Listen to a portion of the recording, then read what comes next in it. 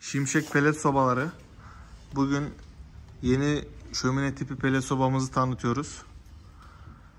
Sobamızın şekli böyle. Hem odunla yanmakta hem de peletle yanmakta. Arkada pelet haznesi var.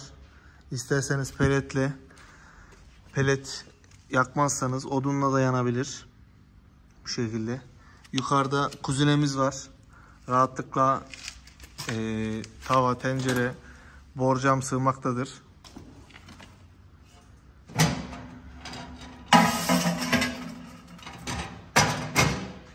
Bu şekilde. Isısı çok güzel.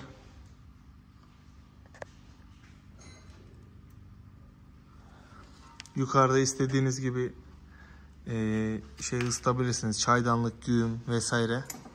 Yanışı harika ve çok basit. Türkiye'nin evlerine kargo